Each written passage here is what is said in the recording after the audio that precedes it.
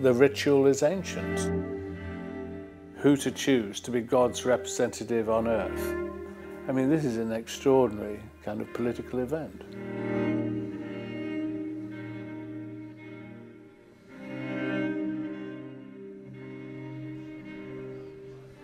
Secrecy, elaborate security precautions, not only to stop people communicating with the outside world, but to make sure the results of each ballot are not known.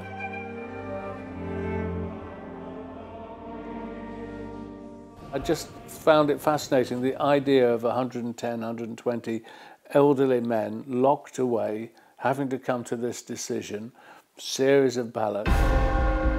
The Pope is dead. The throne is vacant. The conclave begins now.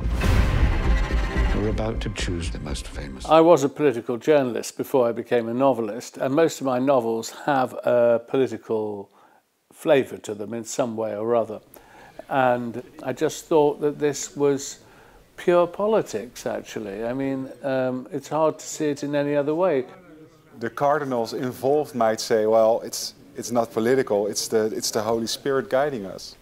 Yes, of course. I mean, they are holy men, and it's a spiritual election. But in the end, it's also votes and candidates. You can't escape that. It's a secret ballot. It's an attempt to reach a two-thirds majority. There are front runners and there are factions. It is a very political process. In a few days, the conclave will start. What's happening at the Vatican at this moment? What's happening right now? On the weekend before? Yes. Well, they socialise, they go to restaurants, and I think this is where quite a bit of the lobbying or politicking goes on.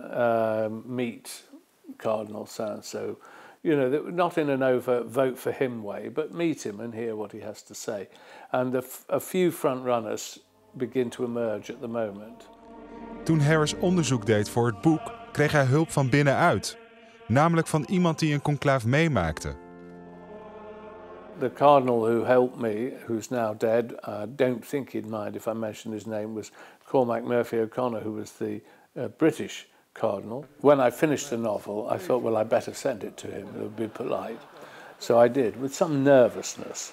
And I got a very nice letter back, which said, I wanted to write and say how much I enjoyed Conclave. You certainly did your homework. Well done. As to the startling ending, I said to myself, after all, it is only a novel.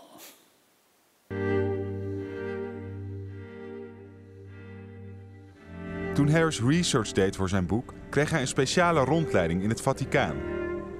Of course, I saw the Sistine Chapel. I saw the sacristy, called the Room of Tears, just off it, where the Pope is robed. The new Pope is decked in his robes before he appears and shows himself to the faithful. En tijdens de rondleiding maakte Harris dit filmpje. And here is the balcony. Oh my goodness. Oh my goodness.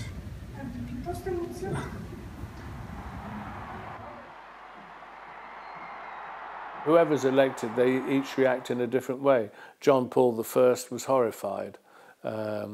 Before him, Pope Paul VI was surprised to win and said to the man he thought was going to win as he passed him, "This should have been you."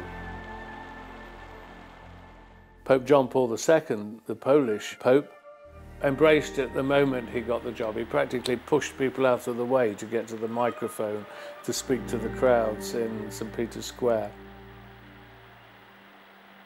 And Pope Francis was very modest, you know, don't make a fuss of me, and you know, the humble style of his papacy right from the start.